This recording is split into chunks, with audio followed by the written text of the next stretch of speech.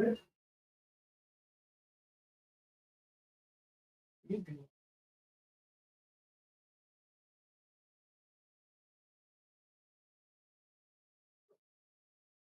on in the bedroom and stuff.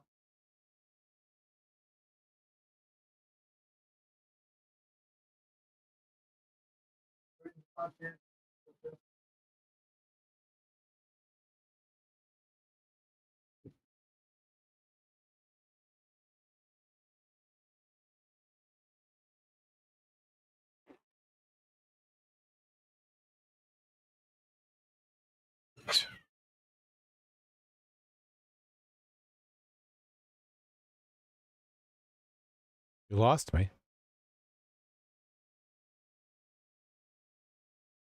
Oh, yeah, that's on that. That's what I, yep, that's the way it's supposed to be. Okay.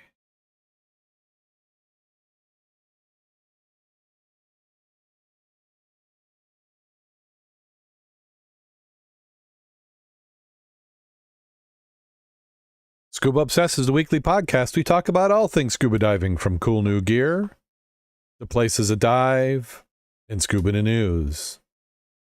Scuba Obsessed episode 535 is recorded live May 26, 2022. Welcome back to Scuba Obsessed. I'm Darren Gilson, coming to you from the southwest side of the great state of Michigan. We're joining me this week. We have Mack the Dive Mentor. How you doing today, Mack? I'm doing very well. Did you get a lot of rain yesterday? We had a little bit. It came down in a couple different times, pretty heavy. I think it was worse the day before, though. The last couple of days, we've had some that are completely horizontal rain. Yeah. Lots of wind. And that's short periods of time, but very intense. Yeah, that's what we had. It was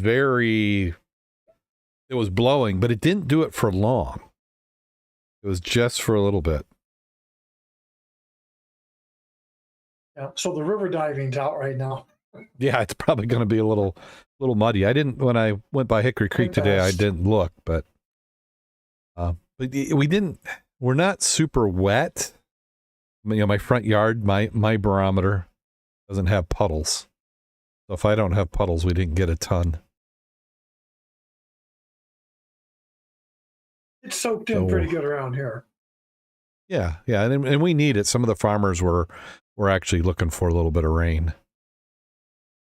Well, they got to a little bit. They got their little bit? Yeah. Yeah. Hopefully it didn't wash anything away. I saw some fields had some corn planted, and they were just starting to get up to the soil, so any spot where it kind of ran off and puddled probably is not going to make it. Yeah. Well, I'd like to thank everybody who's tuning in. At some point, I'll get stuff edited and caught up, but I'm determined. This is the weekend. I'm starting to recover. We're moving from 2 meetings a week for robotics to 1. Woo-hoo. Yeah. So I get some time off. So Karen's in the chat room, so nice to hear. Karen's talking about the challenges of being a boat owner this time of year. Yeah. If you need any work done on the boat, it's kind of when they're going to get to it, because everybody, because even if you're forward planning, there's a lot of people who aren't, and that's all piling up, and then marinas are having a hard time having people for staffing. So, Karen's saying the tornado warned storm Wednesday in Allegan County, just a bit north. No touchdown, apparently. The type of winds we had at our house are the kind where they never see a tornado, but everything's ripped open, and they go, "How'd that happen?" That straight line down winds. I can see because back in the pasture where we haven't mowed, it laid the grass flat. It's like it just, it was maybe 1.5 high, and now it's right flat to the ground. So, there was some winds. I was going to say, wasn't it Gaylord that had the touchdown? last week. Yeah, that was last week. Yeah, that was terrible. They did have a couple I fatalities. saw the video. Oh, I didn't see the video. Yeah. You've always got somebody who's going to stand out there and video the damn thing. These guys are at least a safe distance, but man, that debris just went everywhere. Well, the thing now is you don't need to do it. Just go and if you're interested in that thing, you could make it remote controlled. You could do things. Well, spur of the moment, you see it, it's next to you about the camera. Mm-hmm. Can't plan it. Yeah. Well, we have a really full docket on the news tonight, so let's go ahead and jump into the news. Okay, I gotta just hit the right buttons, which can be a challenge. So this one, it's reported in Australia. It says hunts for a remainder of cocaine shipment, which was worth 120 million, underway after diver's body found in Newcastle. Detectives are searching for additional 200 kilograms of cocaine after saying they only found a portion of the shipment near the diver's body in Newcastle. Police suspect the man was trying to collect up to 300 kilograms of drugs from a bulk carrier when he was drowned. The shipment has an estimated street value of 120 million, but only 40 million worth has been seized from the vessel in the surrounding area. Investigators have now identified the man originally from South America, and suspect he traveled illegally to Australia before the boat arrived. Organized Crime Squad Commander Detective Superintendent Rob Critchlow said the investigation was progressing strongly. I can confirm it appears to be a lot more than what had been retrieved from the ship. Investigations are going very, very well. It appears that the amount we originally found was just a portion that was actually brought in on the ship. When a man's body was pulled from the water, 50 kilograms of cocaine were found in a nearby bag. Police divers spent a day scouring the ship for evidence and seized another 50 kilograms of white powder. Detective Superintendent Critchlow fears that some cocaine may have made it to the street. We have information indicating more drugs have been retrieved by this group, and they are now at large in the community. International Transportation Federation told the ABC all the members of the ship's foreign crews have been interviewed and cleared. The ship is registered in the Marshall Islands, located between Australia and Hawaii, and is expected to depart for Argentina next week. Some of the drugs are believed to have been attached to the hull of the ship. Detective Superintendent said it was appalling that the diver had apparently been left to die. It's pretty awful, really, regardless of what the fellow may have been up to. We're obviously keeping an open mind and to be distressed to the point where he lost his life. Really quite horrible. Investigators are looking into whether the man had connections to a global drug syndicate. Newcastle is home to the biggest coral port and sees more than 2,000 ships come and go each year, mostly loaded with coal, close to where the cocaine was discovered. The presence of two boats indicates there are at least two other people, so very concerned this man was left for dead, basically. The victim was either left to die or he did die. These people fled, so it's quite disgusting that the man had been left to die regardless of what he has been involved with. He said the man has still not been identified despite the search for Australian records and systems.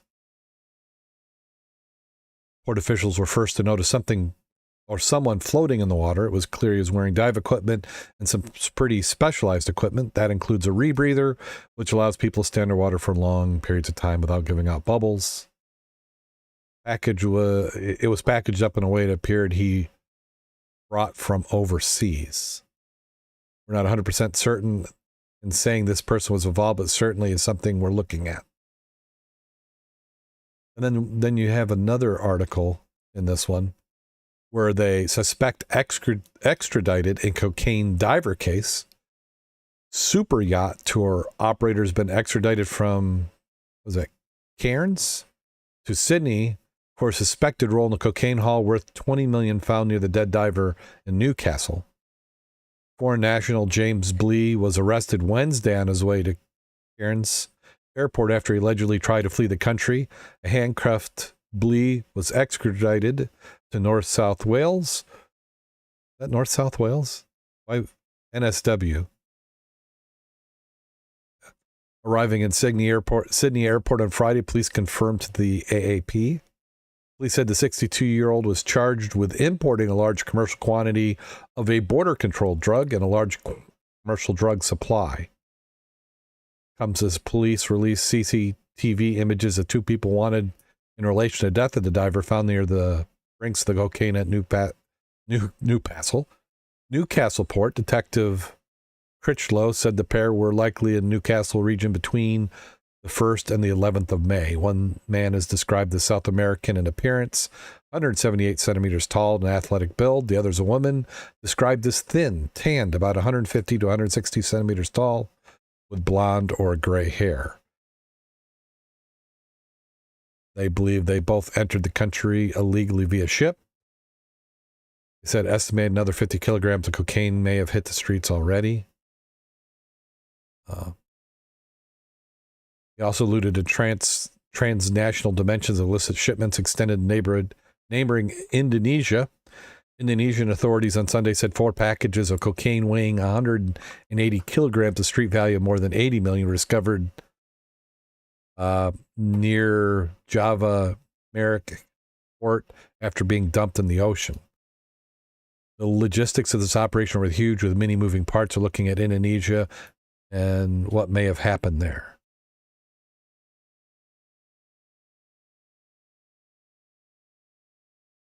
Well, I think there's going to be one drug guy who's going to be pissed. Now, somebody's a little mad not getting their money. It's too bad they didn't say exactly where the diver was, how it was packaged. The comment about maybe put on the hull, I find that quite interesting. I'd be very curious what he died of, too. It's a rebreather. I just wonder if he got the gas and screwed up. It could be, because it didn't sound like he had to go deep. It was more that they had gotten a rebreather diver so that they didn't have the bubbles. No bubbles. Yeah. It doesn't sound like he was more than 50 feet because draft of some of those ships. Then that comment about the mega yacht? Yeah, well, that's the guy they arrested. He does mega yacht tours. So here's that. Can you see that, Mac? The looks like a block, little brick of. Yeah.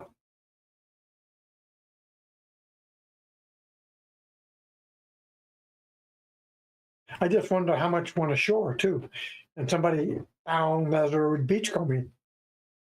Yeah, you could pay off a few houses with that, or buy a dive boat. But the temptation would be there, wouldn't it? You just can't even think that way. I don't know any sketchy people though, so I don't know. I'd be screwed. I'd turn it in. I'd probably do it like, was it DeLorean? Just in the Saturday Night Live skit, sugar. That's all it is.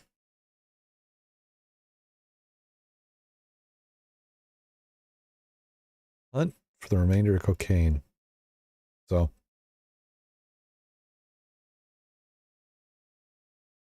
Next one we have up, this is another follow-up story. 11-year chase resulted in U.S. criminal convictions of a British citizen, the death of a scuba diver. After being on the lam for over a decade, owners of a now-defunct Key Largo, Florida dive shop, who maintained their vessel in such a shoddy condition that it capsized and sank, killing one person, have appeared in federal court in South Florida and pleaded guilty to involuntary manslaughter. Christopher Jones, 57, of Allison Gracie, 54, owned the Key Largo Scuba Shack LLC, a business that operated charter scuba diving trips in the Florida Keys for approximately June 2010 till December 2011. Their main cargo boat was a 24.8-foot vessel named the MV Get Wet.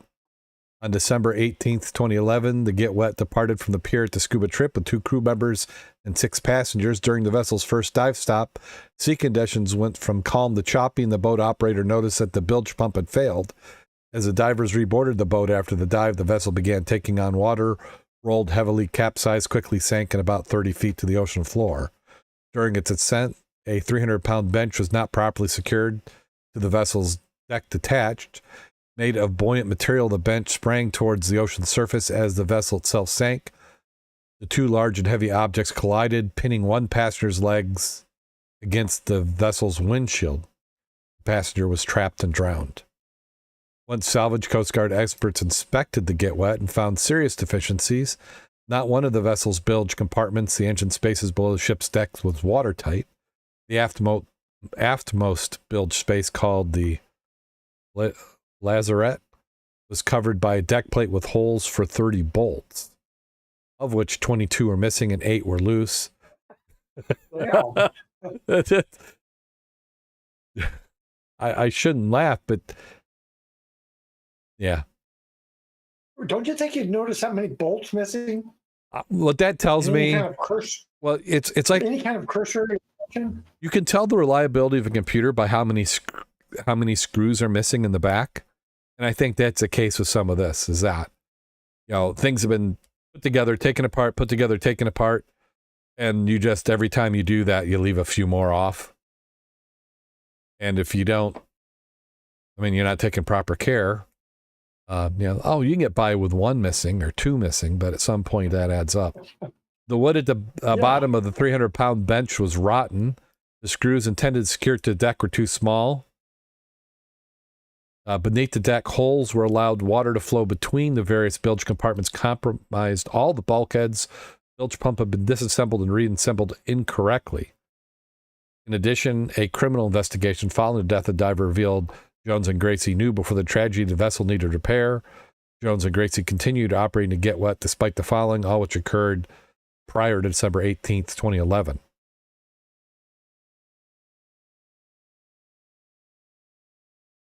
Yeah. Following Jones and Gracie, the vessel needed repairs, including securing the center engine bench cover the deck, making repairs below deck to make sure the bulkheads were watertight. So is that before the accident that they had been inspected and failed? Or, Sounds like it. but the thing is, wouldn't you just like tag the boat saying you can't take passengers until this happens? Or was this minor enough in their opinion? You know, just kind of like, hey, well, just because if it's tagged and nobody's enforcing that or checking on you, let's prevent you from taking people out. Or, well, I'm just going out for myself. Yeah. The dive operations employees reportedly informed Jones that the Get Wet flooded dangerously. Deck plates were barely attached. Engine bench cover would rock back and forth.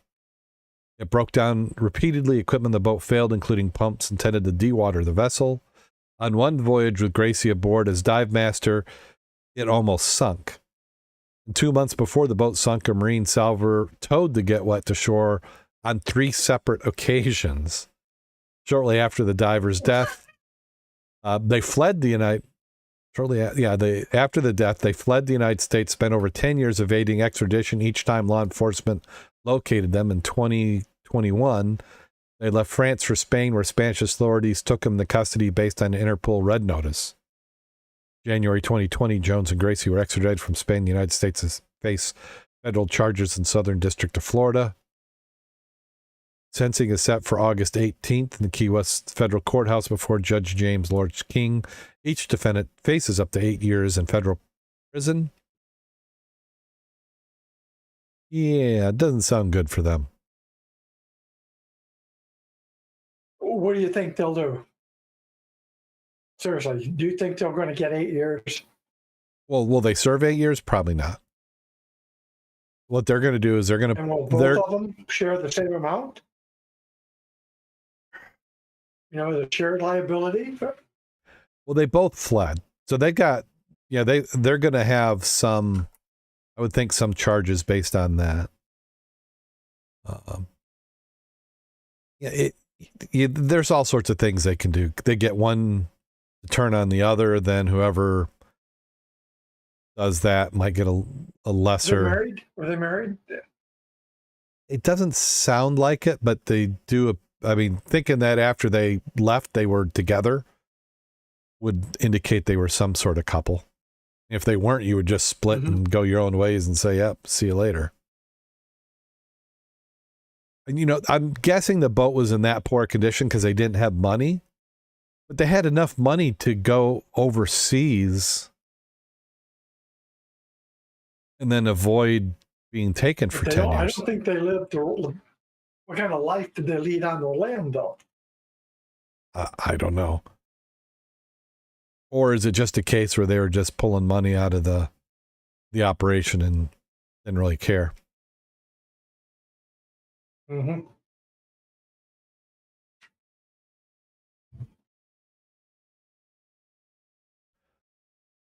So this next one, Riviera Maya News. Body of a Russian diver recovered from Atollam Cenote. Body of the young Russian man has been recovered. Located by dive specialists after the man reportedly entered the cenote on Saturday, but failed to return as scheduled. The 19-year-old man was exploring a 250-meter deep cave when it is believed he became lost and eventually ran out of oxygen or air. After the day of searching, specialized diver called to help locate and recover the body on Sunday afternoon. There's not been any information provided if he's diving alone or about his level of experience. Members of the Attorney's General Office are heading the ongoing investigation. Well, you're talking 700 feet. Well, if he went down, one would think he's experienced. Well, he was. Well, you don't just because the cave's that deep doesn't mean you have to go that deep. They didn't mention any type of tech gear. Was that the penetration depth or the depth to get to the cave? I didn't understand that part. It's just a short 3-paragraph, but they say he was exploring a 250-meter deep cave. So, and he was 19 years old, which is really, that's, no matter when you started diving, that's not a lot of experience.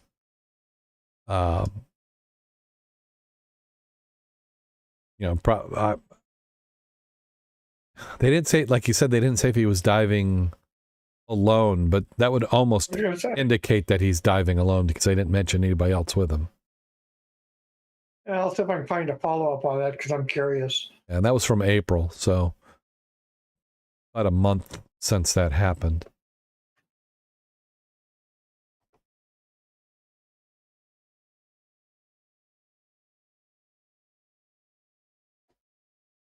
What did I? Yeah. There's the photo there. Trying to see if maybe we can gather something from what they're showing. Side mount. It looked like he was set up for cave diving or somebody. Well, of course, we don't know. This could be the recovery team too. Yeah, I was going to say it looked like recovery team stuff. Yeah. Yep. So that's probably the recovery team that they're showing in that photo.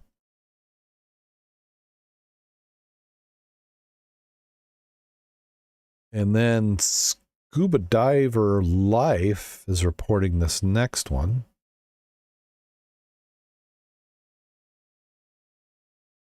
Let's see, fade to that.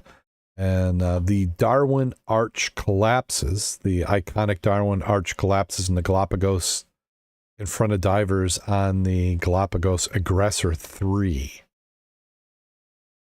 So they have a date. That was May 17th. Details are still emerging, but breaking news from Galapagos and the Aggressor Adventures, which had a boat on site when it happened.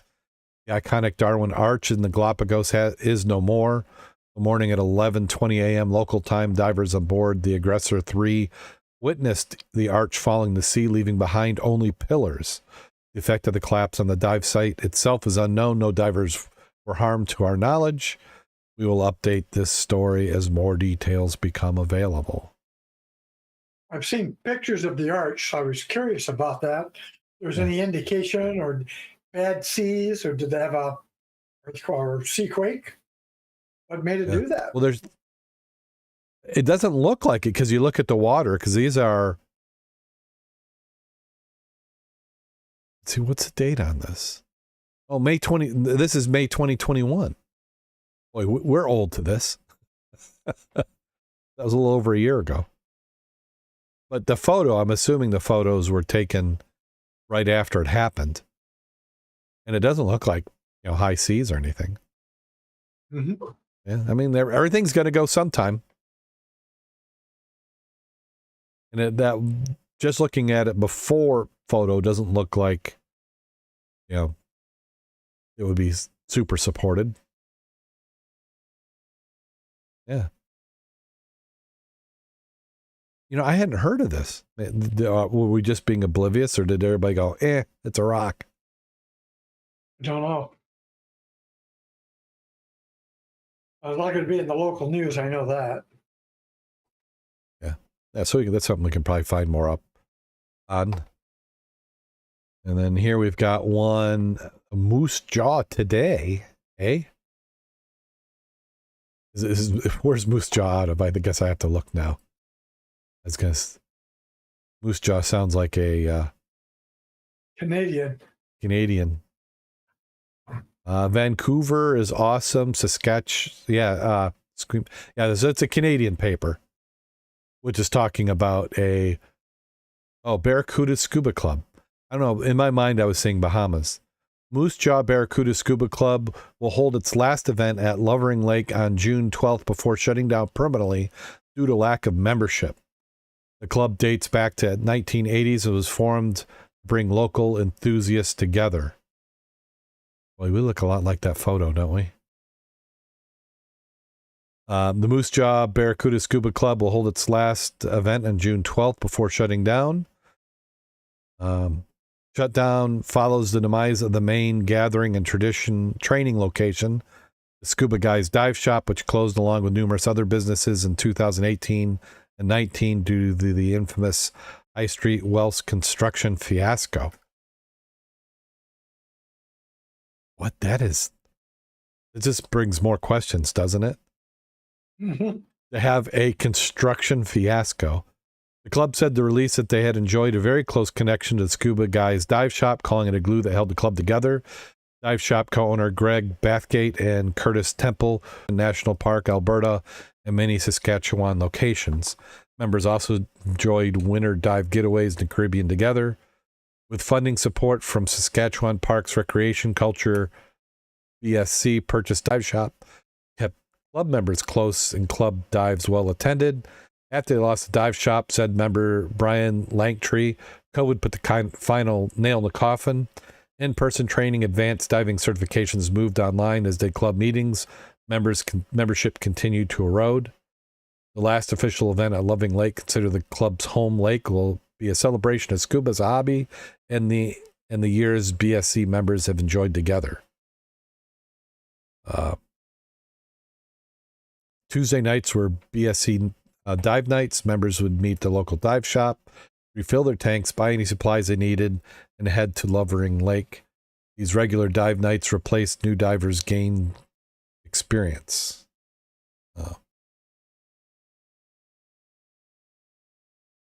Yeah, it's sad to say, and you certainly understand that. But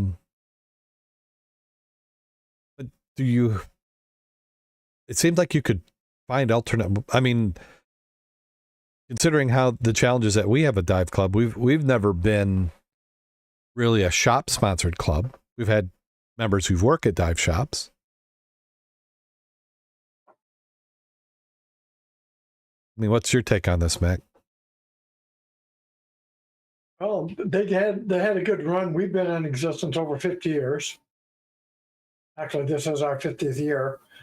But by the same token, our key players are getting older. I'm talking at least 60, 65 and higher. And we just lost one of them the other day, last week. Yeah. Ed. He'd been there for 40-something years. Mm-hmm. And if Wolf ever goes away, it's going to be quite interesting. A lot of the people we see who do come to Wolf's, they go to the Bahamas, they go to Florida, and they're diving a couple of times a year where it's warm. Right. Other than that, other guys dive when they lose their anchor off their boat. That's about it. Yeah. So this year is probably one of the skimpier numbers we've had. I think so far we've only got 27 people renewed for this year. So you said that's one of our skimpier numbers? Yeah, we've had 15, 60 people back in the day. Mm-hmm. Well, I see the Facebook page. We pick up people who are interested all the time.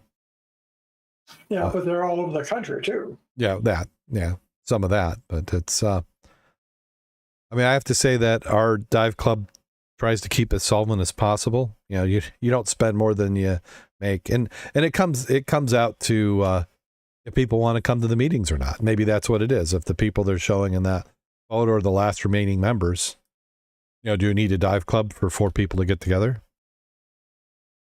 You don't really, but it's nice because they were doing training. Mm-hmm. They had activities that would encourage people to get out there and dive.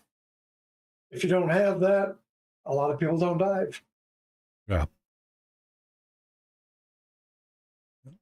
Yeah, they were. It seemed like they're really tightly affiliated with the club or with the dive shop. Yeah. Well, and then if you're interested in diving, find a local dive club. I mean, you've got now what are they calling the dive club in Kalamazoo? Is it still SAS? Yeah, SAS Divers. Okay, I didn't know if that renamed with the changing of ownership of the shop. Right now, it's still SAS. Oh, so it's still SAS. We refer to the divers and stuff.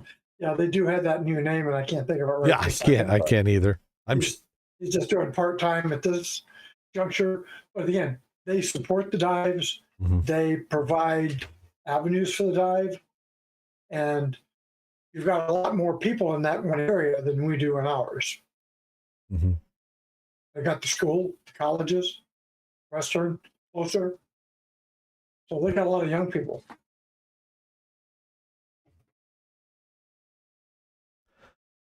Well, how about this?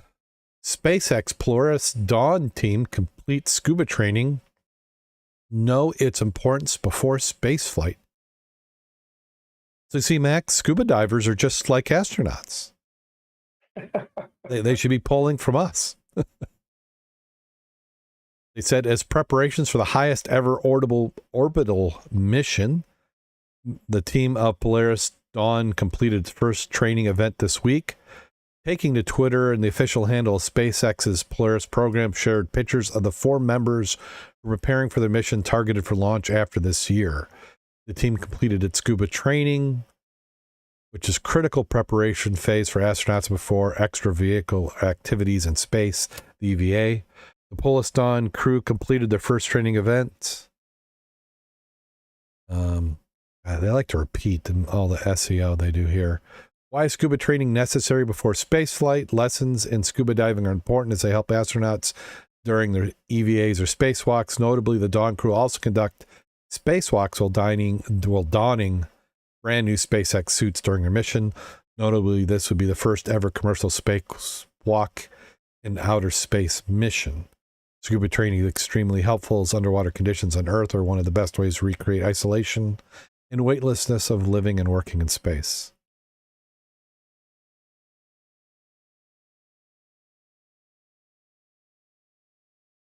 I think you got to have a couple of coins to go participate in this one. Yeah. It says the first of 3. Go ahead. I was going to say, surprised they don't use the vomit comet or rent that if they want to do a little bit of weightlessness. Many do. I know that there are quite a few programs that use that. I don't know if they are for this, because I think these are the private ones, aren't they? This is the Polaris Dawn. Yes. That's the one that you got the money. Yeah.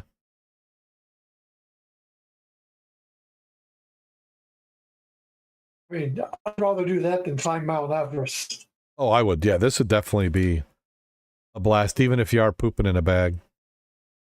That's got to be a trip, though. Really, I mean, that would be amazing. And who knows, you might be able to see an alien craft while you're up there. Yeah. Yeah, maybe takeout. Do they do alien Ubers, maybe? Ship sunk off the coast of San Carlos, Sonora for artificial reef. Former Navy ship Santoris awaits explosions that will sink into the bottom of the sea off the coast of Santa Clara, Sonora. In neighboring Sonora, Mexico, officials celebrated the sinking of a ship last week. They hope it will soon be home to marine life and attraction for tourists. With the push of a button, they set off a dozen explosions. We want to convert Santa Carlos into one of the most exceptional tourist destinations in the Sea of Cortez. Durazo told a crowd gathered in boats to watch a ship sink. The sunken vessel was used by the U.S. Navy during World War II and sold to Mexico in the 1970s, where it was dubbed Santos. According to officials, in 2014 it was decommissioned and donated to Sonora.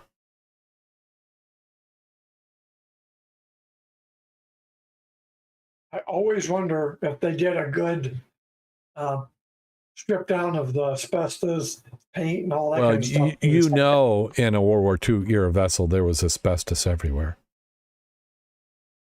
I just wonder if the other countries who sink these have the same requirements that we appear to have. You know, probably not. See, the thing is, asbestos, not the safest, because it's asbestos, as I understand it, is actually a mineral, and you mine it. And as long as it's wet, it's the safest condition for it to be in. Oh yeah, if it's not friable, yeah, so it's going to be inhaled or something. Mm. The only other item I could think about is, do fish ingest it, and if so, does it bother the fish? But again, if it's inside of the vessel, not being moved around a lot, I'm not sure. Would it bother the how fish? It's really going to contaminate too much. The reason it's bad for humans is the asbestos breaks into a perfect 1/3 size. So its length is 1/3 its diameter, I think is how it works out. And it gets trapped in the lungs. Yep. When you breathe it, and it won't come out. I mean, it's just there. So then you end up with, I can't remember the name of the disease, but. Oh. Yeah, normally I could tell you because I used to teach that class, but I can't think of it right now. I know. They have the commercials on. That's all the attorneys now. Mesothelioma? Mesothelioma. Yeah, mesothelioma. That is fatal. Yeah. At some point that will take you. And usually it's repeated exposure. Like the high school the schools I went to all had asbestos in it. And I was kind of mad when they took it out because it's like, it's probably safer in that ceiling. You know, the amount of dust that's going to come out in the next 30 years left in the ceiling is nothing. It's when you take it out that you've put it all in the air. Oh. But everybody was afraid to leave it there, so they took it out. The risk is that you drill into it for some reason and you're not aware it's there. Right. We did that at the church in the boiler room, had to take all the stuff out, and can be expensive. Yeah. Not only taking it out, requirements for that, but disposal. Yep. Yeah, I don't know. Where do they dispose it? I mean, is it, landfill or? At this point, I don't remember where we got ours at. It was a controlled atmosphere and it cost money to get rid of it. Yeah. They taped They use special bags and stuff. Yep, they taped the room up. They wet it down as they cut it off. They put it in the bags. It gets shipped off. So you have to be trained for it because it's really the people removing it are the biggest in danger because it's going to be the repeated exposure. Yep. Oh. Well, if you got the proper gear, you're not going to, you'll be fine. Yeah. You don't get lackadaisical about what you're doing. Yep. Well, and then here's the last one. We went through these quicker than I thought. Engineers discovered 19 Revolutionary War cannons in Georgia's Savannah River. I'm just making up names now. Let's see, I think it says there's 2 photos here. Can I get to the next one? There you go. First cannon was pulled up by Georgia's Savannah River, surprised the workers of the Army Corps engineers who dredged them out of the riverbed's clay.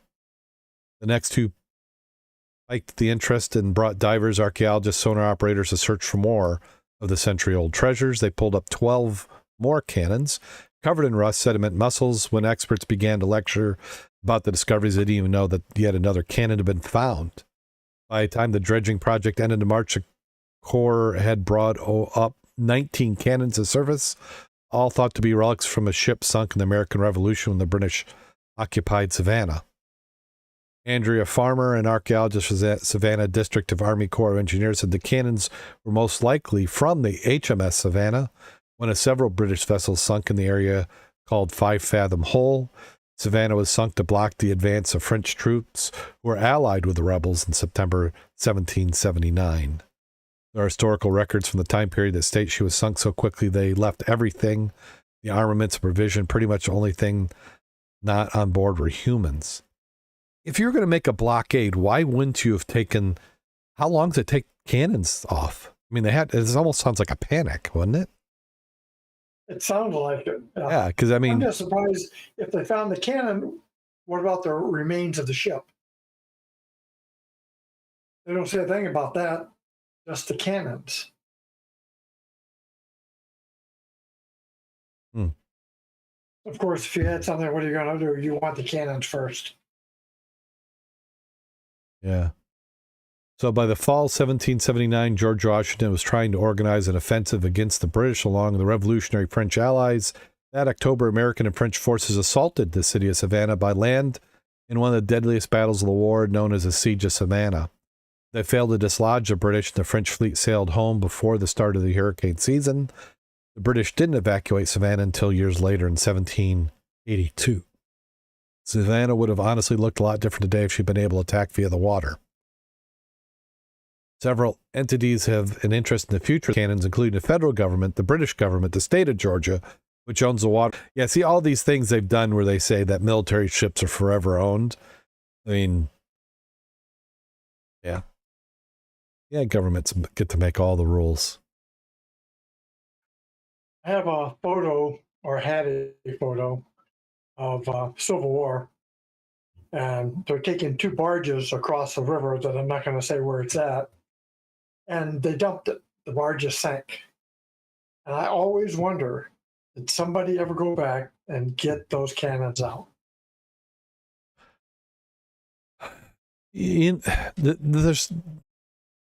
really would have to find the right local with the right family history who may have a story about it. But, you know, who documents that? I mean, if you go back and salvage something off, I mean, that wouldn't make the paper. And it might not even been that substantial, the people who did the salvage. It's like, man, it's one thing.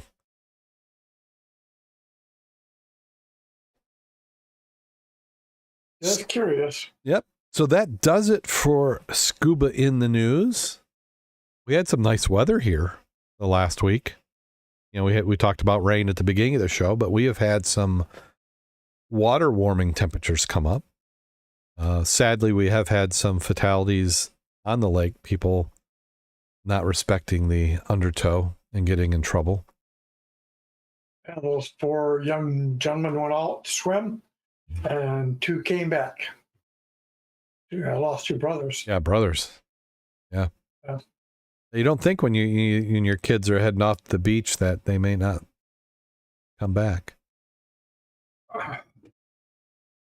Again, if you're out there and you can't swim, you shouldn't be going out, you know, past your belly button, maybe. And again, why does everybody not know about riptides? You don't swim against the riptide, you go with it. Well, let me see. I've got pictures. Just this last week. Go ahead. Whenever I used to go to the beach, period, I always carried a vest, my inflatable vest. But if I ever had to go into water about something, my kid or something else, I'd have my freaking vest on.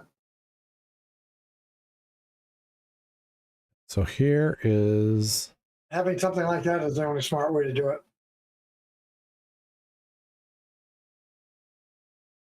So, Mac, here is what this was. This last weekend, I went through Benton Harbor there. They got the PGA Seniors Tours going on in Benton Harbor this week. So, anybody who's into golf.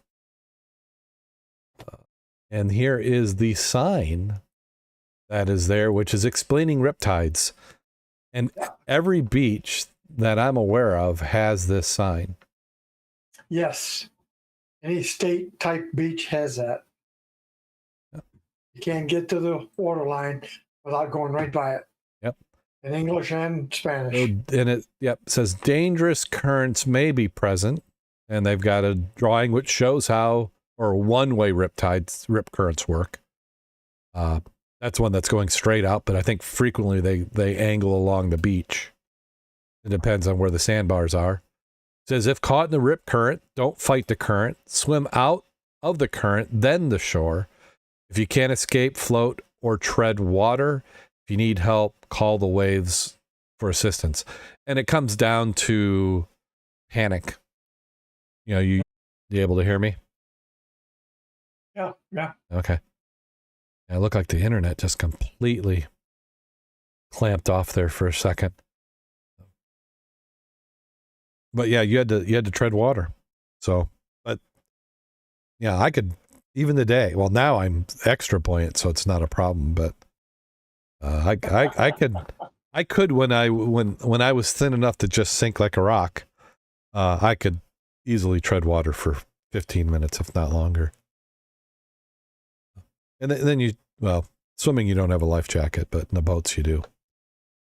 And then Karen provided some accurate corrections. It's not North-South Wales, it's New South Wales. Dive Ventures must be the name of that dive shop. The silicosis mesothelioma is a cancer. Yes. But that is frequently attributed to having the asbestos. Yeah. Yeah, the floor tiles in my office at the hospital have asbestos in them. Yeah, asbestos was like a miracle item. They used to advertise, hey, this has asbestos.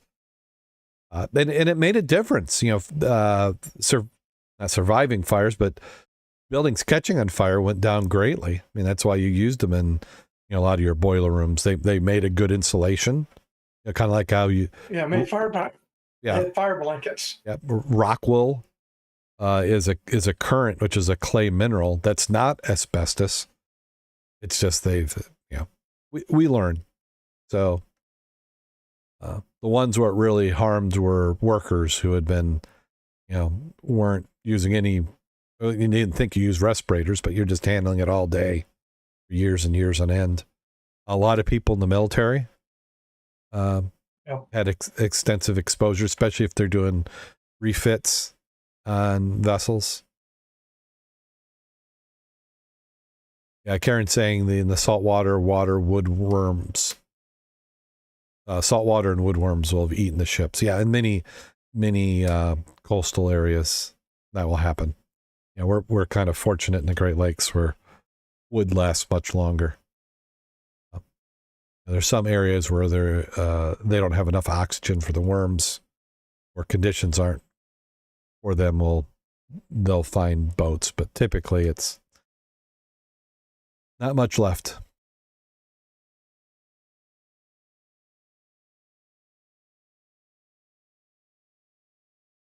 So, Mac, anybody getting any diving in? I mean, we mentioned with this. Of course, we had SAS dives. They had their first ones last week. We had our Thankful Tuesday dive this week was at Lake Cora. The Thankful Tuesday dive next week is at Port of Leet at Forest Beach. So it has started for both us and for SAS. And it is wetsuit water. Oh, wetsuit. You don't need stinging dry suits. Ah, okay. I'm ready then.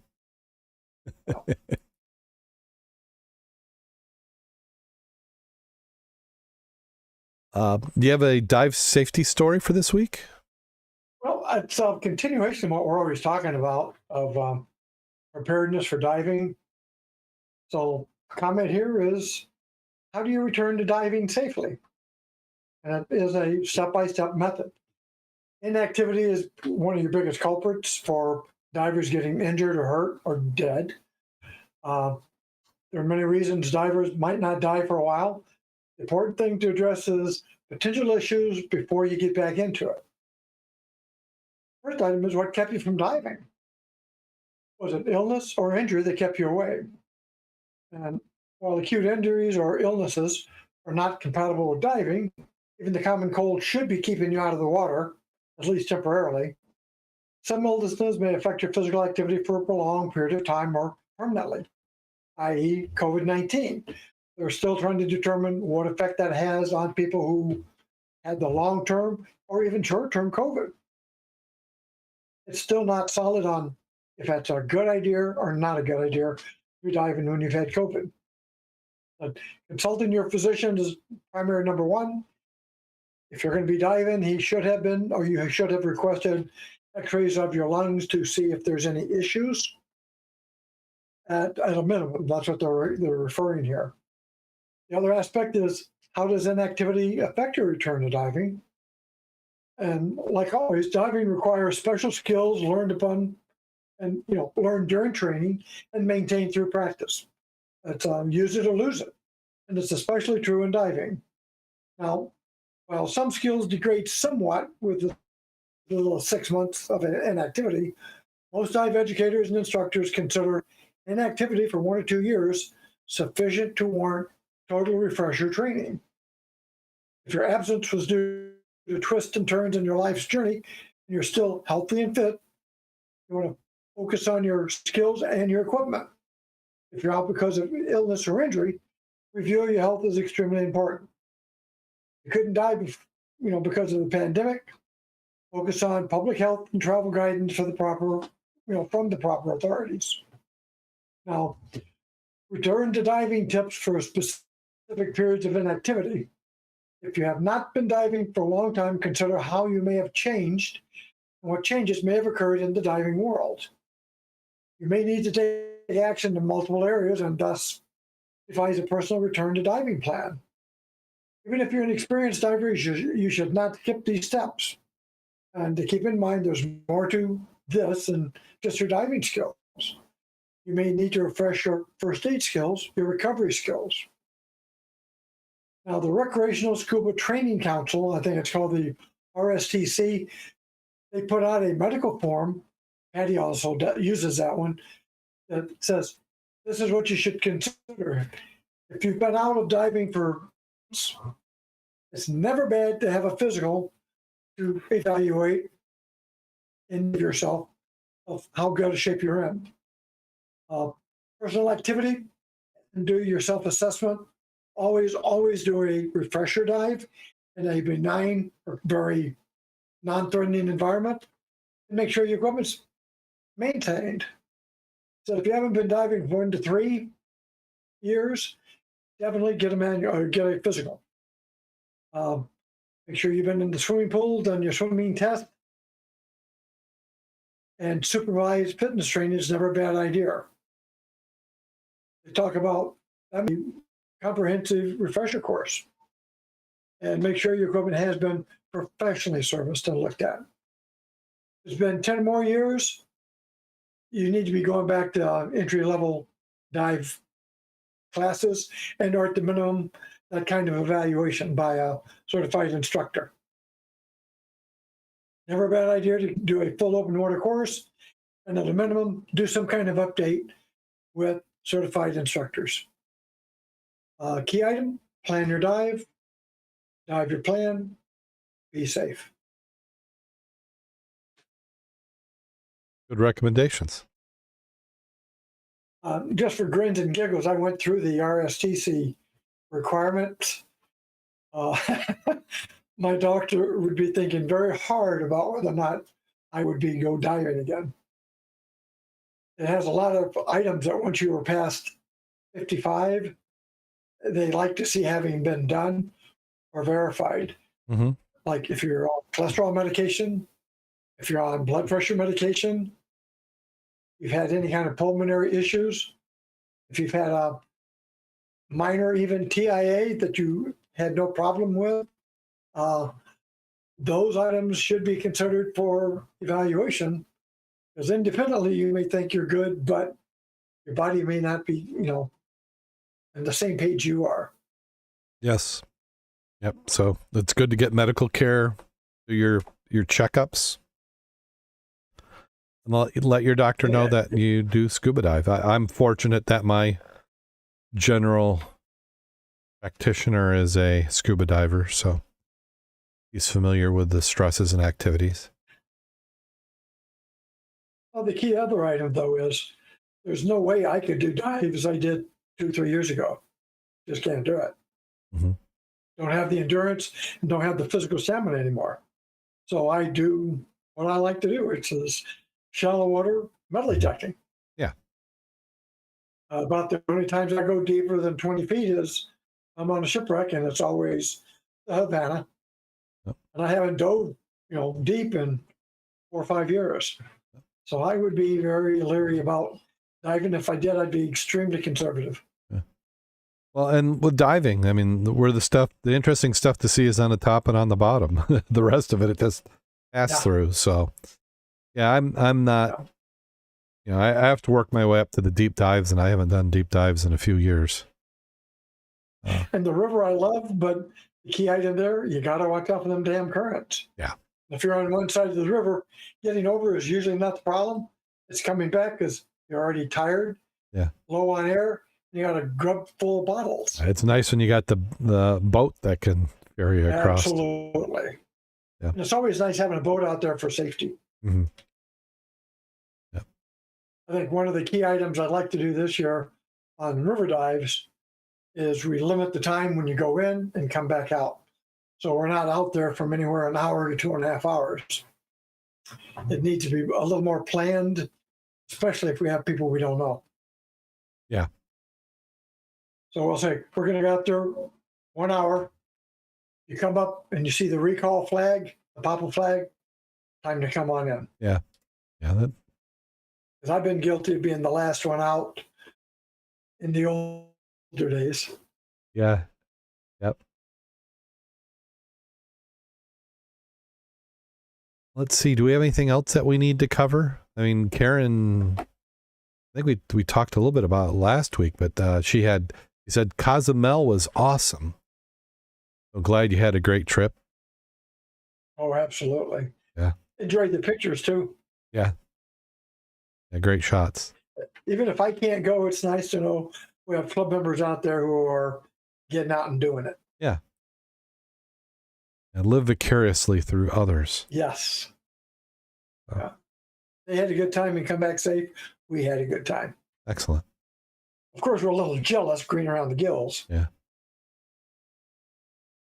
Oh, I'm fine. This year, I would have thought with the pandemic being over, I would be getting better and doing more diving, but work has just been kicking my butt. Yeah. This week's been a challenge as normal. I mean, we got unique challenges in the business. It seems like it's feast or famine. We're in feast at this point, but who knows what 6 months looks like. Yeah. Well, you have a lot more outside activities too. I mean, young adults got kids and family to work around. Yeah. And again, I like our dive. We were talking about that at the club meeting. We'll probably have a staff meeting on that. Is how far will people go to dive? I mean, I have in the past gone a long way to dive, but now I like Paw Paw Lake because it's half hour. Niles, half hour. Well, and that's where it's gotten to be, for me, the challenge is that unless it's the river and Niles, I pretty much consume a whole day doing a dive. Yeah. Lake 16, out in Lake Michigan, you've got to pretty much plan the whole day. And my schedule's just not allowed for that amount of time. Which, yeah, it seems hard to believe now that that I can't make the time, when it seems like even when I had younger kids, I could make the time. I just too much. Maybe I need to sell and get rid of everything, and then I always, if it was just me, I think I'd live in a houseboat. Have a little, dive boat dock to it, and you go out and you dive and you come back. I wouldn't be living up here. Yeah, I didn't say where. But I'd be where I'd be getting in the water a little more frequently. Well, do you have anything you want to plug before we get on out of here? No, I think I did the plugging for anybody who's muddy out there listening who wants to go diving. Yeah. Next Tuesday will be Papa. Have we heard anything more before we get on out of here of the Chicora? Any of that coordination going on, or whoops? I have not heard anything on that. Okay. Okay, well, are you ready? Oh, ever ready. Okay. Since we got the senior PGA tour going on in Benton Harbor this week, I thought that we'd run through a couple golf jokes. It's almost like diving. Just you don't have as much fun with golf. One fine day, John and Don were out golfing when John slices his ball deep into a wooded ravine. He grabs a 7-iron and proceeds down the embankment in the ravine and searches for the ball. The brush is a bit thick and he searches diligently, and suddenly he spots something shiny. As he gets closer, he realizes the shiny object is in fact a 7-iron in the hands of a skeleton laying near an old golf ball. John excitedly calls out for his golf partner. "Hey, Don, come down here. I've got some real trouble down here." Don comes running over the edge of the ravine and calls out, "What's the matter, John? Is everything okay?" John shouts back in a nervous voice, "Throw me my 8-iron. Apparently you can't get out of here with a 7.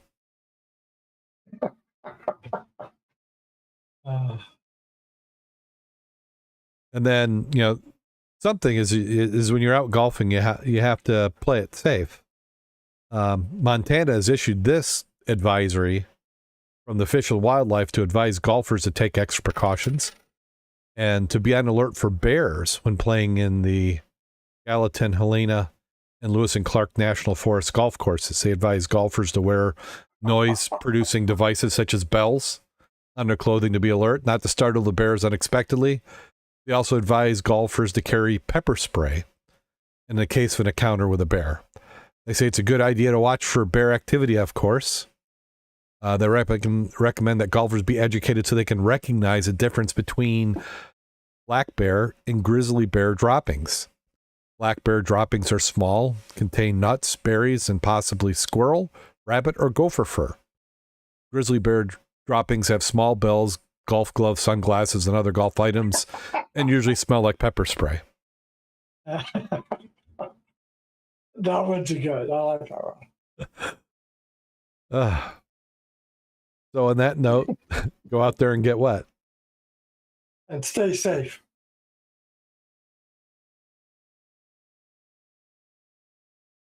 Now, those jokes were pretty good. I like that. That's a good one. Yeah. And appropriate for the season here. Yeah. You want to make sure you have the correct preparations.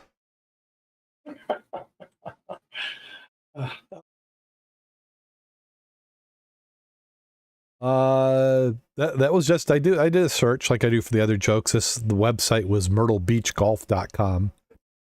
They had that one. They have some PG-13 ones that are kind of risky.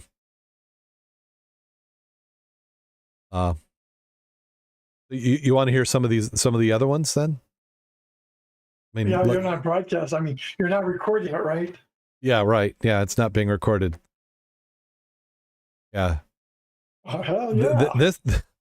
This one's a little bit in bad taste, but a man was on the country club for his weekly golf round. He began his round with an eagle in the first round and a birdie on the second. The third hole, he scored his first ever hole-in-one when his cell phone rang. It was a doctor in the hospital emergency room notifying his wife had just had a terrible accident. It was a critical condition in the ICU. The man told the doctor to inform his wife where he was and that he'd be there as soon as possible. He hung up and realized he was cutting short what was shaping out to be the best round of golf ever. So he decided to rush a couple more holes before heading to the hospital. He ended up playing all 18. finishing up round shooting his personal best 61. He shattered a golf club record, or the club record, by 5 strokes, beating his previous best game by more than 10. He was jubilant. Suddenly he remembered his poor wife. Massive guilt struck him and he rushed to the hospital. When he finally arrived, he rushed up the doctor who was standing impatiently in the corridor, asked him about his wife's conditions. The doctor glared at him and shouted, "You heartless bastard! You went ahead and finished your round, didn't you?" Sheepishly, the man confessed that he had. "Well, I hope you're proud of yourself, mister, because while you were out for the past 4 hours, enjoying yourself at the country club, your wife has been languishing in ICU, fighting for her life." The doctor paused. "Well, I guess it's just as well that you went ahead and finished your round, because most likely that'll be the last one you ever play." "Why?" the man asked, with tears and remorse running down his face. "Because the rest of your wife's life, she requires round-the-clock care.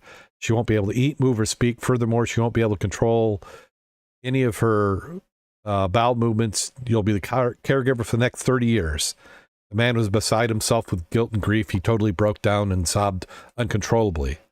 The doctor looked at the devastated man, scowled, turned to a sly grin. "Hey, chill out, dude. I'm just screwing with you. She died 3 hours ago. So what'd you shoot?" That was so bad. Oh. Yeah. Man. Yeah. Yeah. Yeah. I'm laughing at it. I know that's. I read that one. I'm like, oh, I can't do that one. Okay, so here's one that you'll like. Out, dude. Yeah. Jeez, oh Pete, you heartless bastard. 2 women were playing golf. One teed off and watched with horror as a ball headed directly towards a foursome of men playing the next hole. Ball hit one of the men. He immediately clasped his hands together at his groin, fell to the ground, proceeded to roll around in agony. The woman rushed down to the man, immediately began to apologize. "Please allow me to help. I'm a physical therapist. I know it would relieve your pain if you allow me," she told him. "Oh, no, I'm all right. I'll be fine in a few moments," the man replied. It was obvious he was in agony, laying in the fetal position, still clasping his hands together at his groin. The female golfer therapist urged him to help him, and with her persistence, he finally allowed her to help.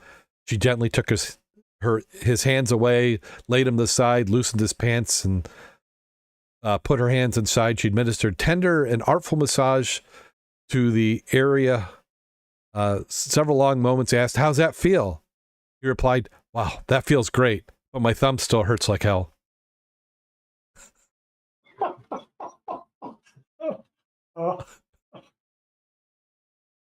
Okay, dokie. Oh, Karen was saying, "I remember seeing the bear scat jokes when I was in Yellowstone as a kid. Almost got a T-shirt with it." I like that one about the bear, though. Yeah, you can tell the difference. That's good. Yeah. Oh. Okay. Oh. I'll have to end the stream